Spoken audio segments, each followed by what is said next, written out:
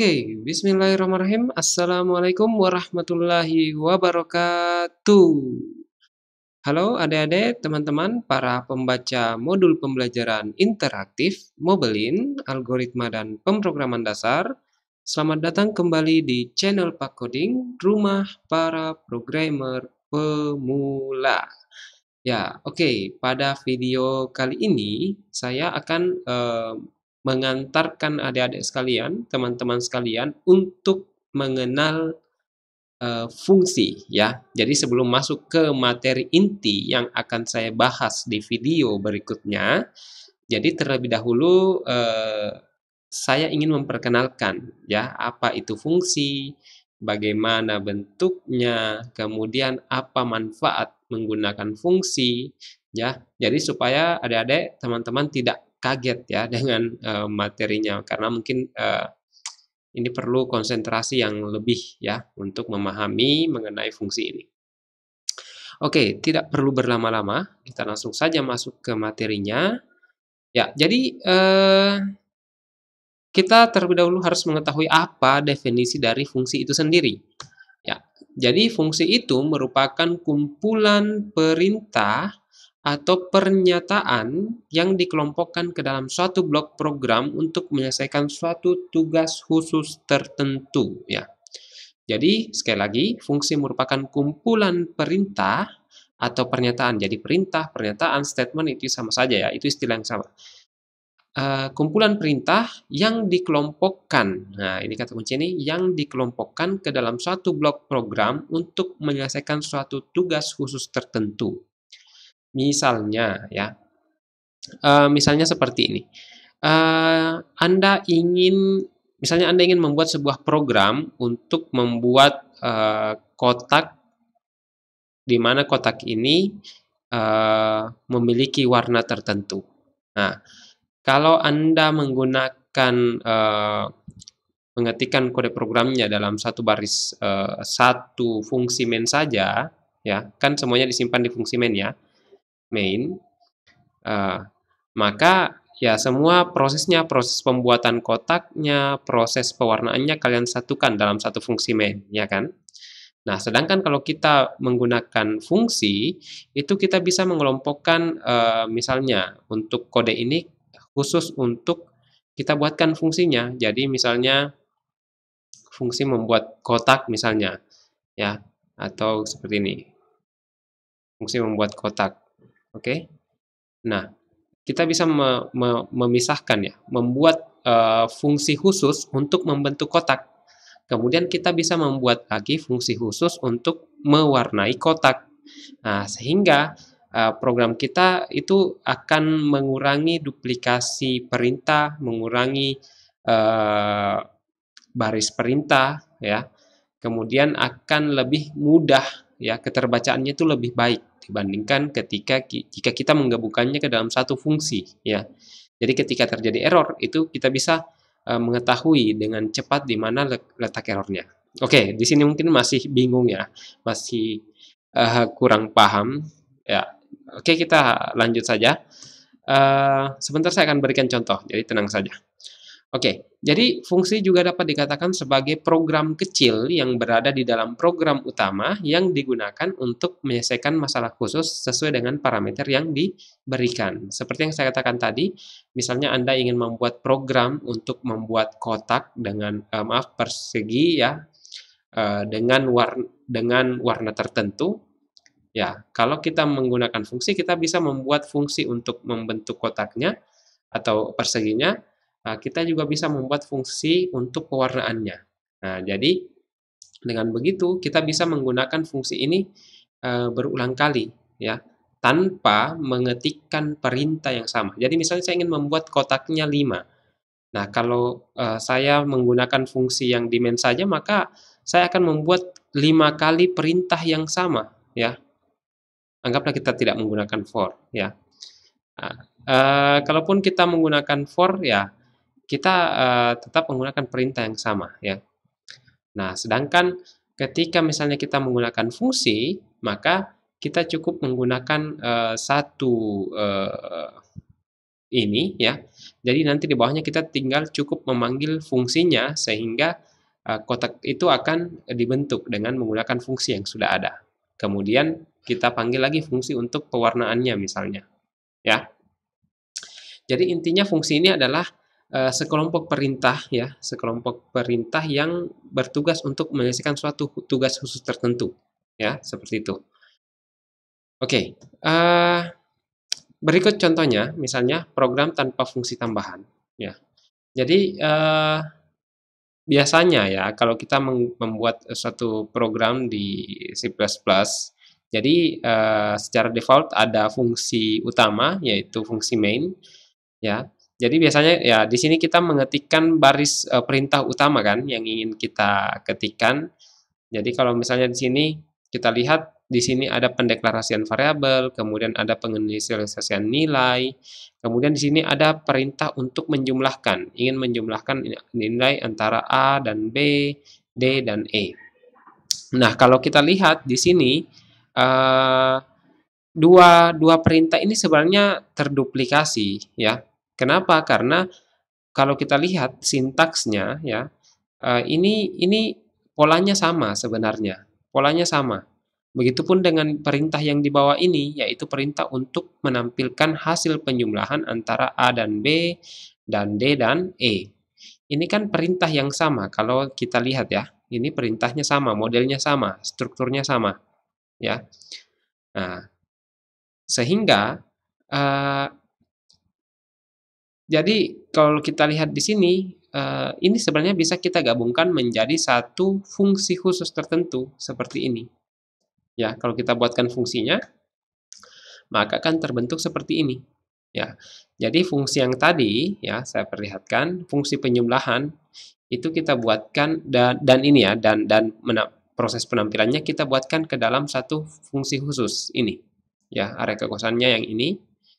Namanya fungsi penjumlahan, ada parameternya yaitu parameter nilai 1 dan nilai 2. Kemudian di dalamnya ada proses penjumlahan untuk menjumlahkan antara nilai yang diterima pada parameter nilai 1 dan nilai yang diterima pada parameter nilai 2. Kemudian hasil penjumlahannya itu kita tampilkan melalui perintah ini.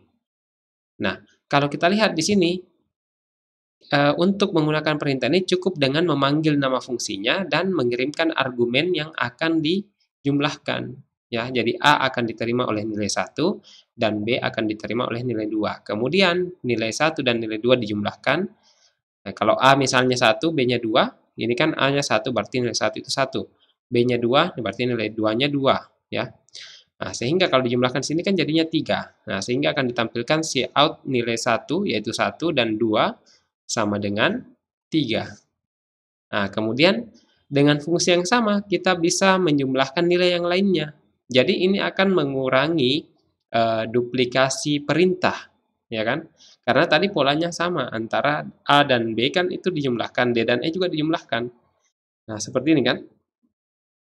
Nah, sehingga kita bisa menghemat baris perintah. Walaupun di sini terlihat mungkin cenderung sama jumlah barisnya karena ya memang fungsi yang kita buat ya fungsi sederhana, tapi kalau ini sudah ada 5 baris fungsi dan kita ingin menggunakannya dalam jumlah yang banyak berulang kali, nah itu baru terlihat efeknya. Oke? Jadi ini fungsi buatan ya, fungsi tambahan. Jadi kalau saya punya nilai yang lain lagi, saya cukup memanggil fungsi ini. Ya, saya cukup memanggil fungsi ini dengan mengirimkan argumen yang ingin saya jumlahkan. Jadi kalau misalnya saya ingin apa istilahnya menambahkan baris lagi di bawahnya seperti ini dan ingin menjumlahkan antara nilai 1 dan 4, A dan E, berarti saya cukup memanggil fungsinya. Penjumlahan, maaf, jelek ya, A, B. Maka ketika penjumlahan ini dipanggil, nilai A akan terkirim dan begitupun nilai E ya. Nilai E akan terkirim ke sini sehingga 1 dan 4 ditambah disimpan di hasil dan hasilnya ditampilkan jadinya 5. Seperti itu. Oke? Nah, berbicara mengenai fungsi itu ada 2 jenis, ada built-in function dan ada user-defined function, ya. Nah, built-in function itu sendiri adalah merupakan fungsi yang disediakan oleh compiler ataupun library suatu bahasa pemrograman. Nah, fungsi tersebut tidak perlu kita deklarasikan sendiri, cukup dengan memanggil library file atau file header fungsi built-in tersebut, maka kita sudah dapat menerapkannya pada program yang kita buat. Jadi, fungsi built-in ini adalah fungsi yang sudah ada, ya, fungsi bawaan yang sudah disediakan oleh library suatu bahasa pemrograman. Dalam hal ini adalah C++, ya, yang kita gunakan. Jadi kita tidak perlu mendeklarasikannya seperti tadi ini, ya. Ini kan dideklarasikan baru kita bisa menggunakannya. Nah, sedangkan kalau built-in function itu tidak perlu dideklarasikan. Contohnya seperti ini. Jadi kalau kita lihat, maaf, ya. Jadi kalau kita lihat di sini, ya, ini adalah program untuk mendapatkan nilai hasil pemangkatan suatu nilai, ya. Hasil pemangkatan suatu nilai dengan 2. Jadi misalnya saya punya nilai 1, nilai 1 itu isinya 5, ya, 5. Kemudian saya ingin mencari tahu berapa sih 5 pangkat 2 itu. Nah, sehingga saya gunakan perintah seperti ini.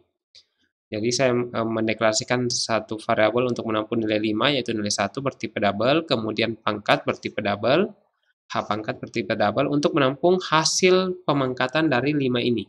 Ya. Nah, POW ini adalah fungsi built-in. Kenapa fungsi built-in? Karena fungsi ini sudah di-include-kan pada library atau file header dari yang bisa kita gunakan di C++ ini. Nah, misalnya seperti ini, ya. File header dari POW atau file yang menampung pendeklarasian fungsi POW ini, yaitu power ini adalah file header CMath namanya, ya, CMath.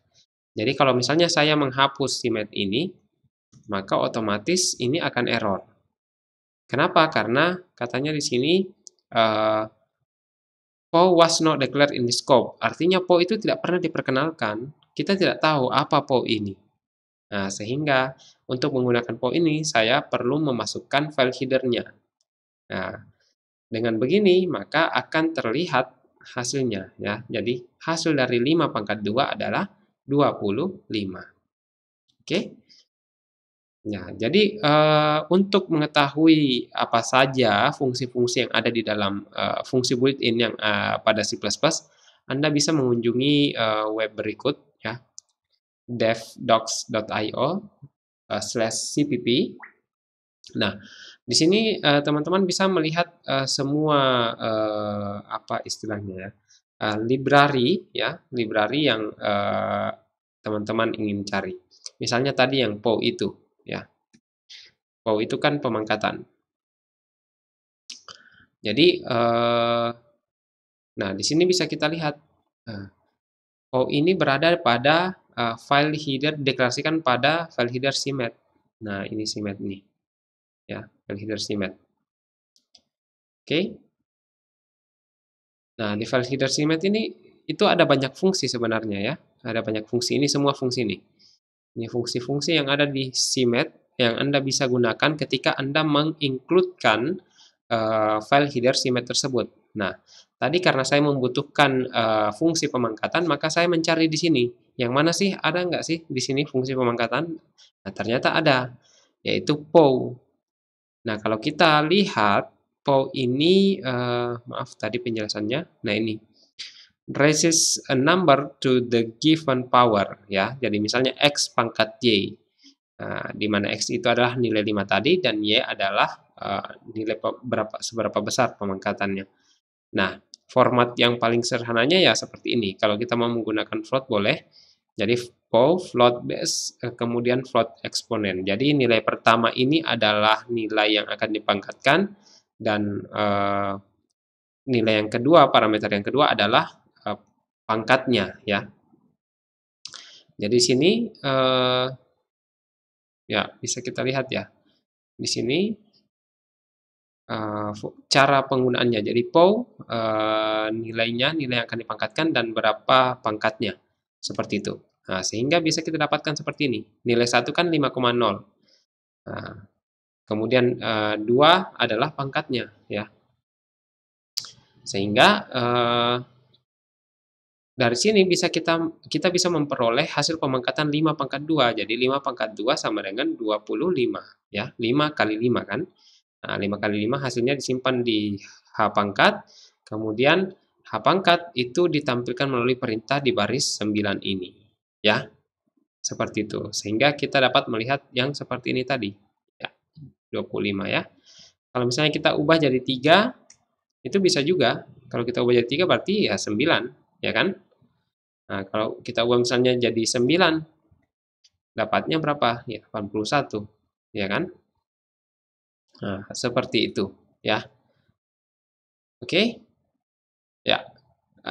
Jadi dari sini bisa teman-teman lihat bahwa fungsi ini itu adalah fungsi bawaan dari C++ yang tersimpan di dalam file header CMath. Tanpa file ini, maka fungsi ini juga tidak akan dapat digunakan. Sehingga untuk dapat menggunakan fungsi ini, file header-nya juga harus dipanggil. File header itu adalah file yang menampung pendeklarasian dan pendefinisian dari fungsi POW ini, ya.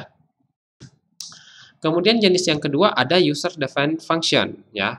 Jadi user defined function ini adalah istilah, maaf ya ini typo, adalah istilah yang digunakan untuk menyebutkan fungsi yang dideklarasikan dan didefinisikan sendiri. Jadi kalau yang tadi ini adalah fungsi yang sudah apa istilahnya, yang memang bawaan, yang kita tidak bisa mengubahnya, bawaan dari compiler dan ataupun library C++, maka kita juga diberikan kesempatan atau diperbolehkan untuk mendefinisikan fungsi kita sendiri. Jika misalnya fungsi yang kita cari tidak ada pada fungsi built-in yang disediakan oleh C++. Nah, fungsi yang kita buat sendiri itu istilahnya adalah user defined function, ya. Jadi user defined function ini adalah istilah yang digunakan untuk menyebutkan fungsi yang kita deklarasikan dan didefinisikan sendiri. Nah, karena fungsi ini dapat kita bentuk sendiri, maka namanya, parameternya, dan tipe nilai baliknya itu bisa kita tentukan sendiri sesuai dengan kebutuhan kita. Nah, pasti di sini teman-teman bertanya, apa sih parameter itu? Apa sih tipe nilai balik itu? Apa sih nama fungsi itu yang mana? Ya, sebentar saya akan jelaskan. Contohnya misalnya, seperti ini. Nah, pada program ini telah ada fungsi buatan sendiri ya, atau user defined function, fungsi yang kita buat sendiri. Jadi sebelumnya saya ingin menjelaskan bahwa program ini adalah program untuk mencari berapa luas suatu persegi panjang jika diberikan nilai panjang dan lebar tertentu. Nah, di sini saya membuat sebuah fungsi sendiri ya, membentuk fungsi sendiri namanya fungsi luas persegi. Ya, di sini kita bisa lihat ini adalah fungsi luas persegi ya, persegi seperti ini. Ini namanya. Kemudian tipe nilai baliknya adalah float. Kenapa tipe nilai baliknya adalah float? Karena nilai kembalian dari hasil pemrosesan di dalamnya ini adalah bertipe float, yaitu luas. Jadi luas ini adalah variabel yang nilainya nanti akan dikembalikan. Nah, variabel luas ini tipenya float, maka tipe fungsi ini juga float. Nah, jadi fungsi ini adalah fungsi berparameter dan bernilai balik ya, yang nanti akan saya jelaskan di video berikutnya, tenang saja. Jadi adik-adik, teman-teman diikuti dulu ya. Kalaupun masih bingung, ya diikuti dulu agar nanti bisa lebih mudah memahami penjelasan saya di video berikutnya. Nah, jadi ini adalah fungsi ya. Ini namanya adalah fungsi luas persegi ya. Maksudnya luas persegi, tapi saya singkat. Kemudian ada dua parameter di sini, ada parameter P bertipe float dan ada parameter L bertipe float juga. Nah, di sini bisa kita lihat di fungsi main. Di fungsi main ini ada pendeklarasian variabel, yaitu variabel panjang dan lebar yang bertipe float. Kemudian variabel panjang kita isi dengan nilai 5,0 dan lebarnya 2,5 ya. Kemudian di sini kita deklarasikan variabel L persegi bertipe float yang nantinya akan menampung nilai kembalian dari pemanggilan fungsi luas persegi dengan mengirimkan argumen panjang dan lebar. Panjangnya berapa? 5,0 kan tadi. Lebarnya berapa? 2,5. 5,0 masuk di P, 2,5 masuk di L. Nah, jadi ketika ini dipanggil, maka nilai ini maka fungsi yang berkaitan yang sesuai namanya ini akan aktif ya. Saya sebut aktif saja.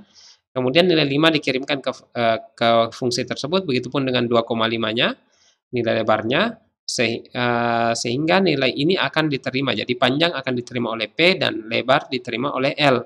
Jadi ini sesuai urutannya. Jadi kalau lebarnya ini dibalik, maka lebar masuk ke P dan panjang masuk ke L ya, kalau dibalik. Tapi karena ini sesuai urutannya. Jadi yang pertama panjang, yang kedua lebar. Berarti nilai panjang masuk ke variabel pertama yaitu P dan nilai lebar masuk ke variabel parameter kedua yaitu L. Kemudian setelah diterima, dilakukan proses perkalian di dalamnya P kali L, kemudian disimpan di variabel luas. Nah, kemudian nilai yang tersimpan di variabel luas dikembalikan ya. Ini ada keyword return. Luas berarti nilai luas dikembalikan kepada fungsi pemanggil perintah pemanggil fungsi ini, yaitu di sini. Nah, kemudian hasilnya dimasukkan ke dalam variabel luas persegi. Nah, luas persegi ditampilkan di perintah baris ke-16 ya kan. Nah, sehingga kalau kita run kurang lebih seperti ini ya. Kalau kita run, maka akan diperoleh luas persegi panjang adalah 12,5. Itu diperoleh dari ini ya. Nah, kalau misalnya diganti dengan 2 ya jadinya pasti ya 10 kan. Nah, seperti itu. 10 karena ya 5 masuk ke P, 2 masuk ke L. Ini kan panjang masuk ke P, lebar masuk ke L. Ini kan 5, ini 2. Jadi ini 5, ini 2. 5 kali 2, 10. Nah, nilai 10 return luas. Kembalikan nilai luas. Kembalikan kemana? Ke perintah pemanggil fungsi ini. Siapa yang memanggil? Yang ini. Nah, sehingga nilai 10 tadi disimpan di sini, kembali ke sini. Tetapi karena di sini ada perintah penugasan, maka nilai 10 ini yang ada di sini tadi itu ditugaskan masuk ke variabel L persegi. Nah, sehingga variabel L persegi nilainya 10 dan ketika ditampilkan di baris ke-16 di sini maka akan menampilkan nilai 10 seperti ini. Ya. Oke. Nah, seperti itu ya. Jadi ini adalah fungsi buatan. Jadi kita mendefinisikan sendiri nama fungsinya, mendefinisikan sendiri atau mendeklarasikan sendiri berapa jumlah parameternya, nama parameternya, proses yang terjadi di dalamnya, dan nilai apa yang dikembalikan, apakah punya nilai balik atau tidak, itu kita tentukan sendiri. Makanya ini disebut sebagai user-defined function ya. User-defined function ya. Nah, berbeda dengan built-in function tadi. Kalau built-in function tadi adalah fungsi yang memang sudah ada ya, yang menjadi fungsi bawaan dari compiler ataupun library dari C++. Oke? Nah, jadi apa sih manfaat penggunaan fungsi itu? Jadi manfaat penggunaan fungsi itu yang pertama membuat kode program menjadi lebih mudah untuk dipahami. Kenapa? Karena fungsi dapat menguraikan tugas penguraman yang rumit menjadi langkah-langkah yang lebih sederhana atau kecil. Misalnya, kalau dalam sebuah organisasi, anggaplah misalnya ada sekolah ya, sekolah.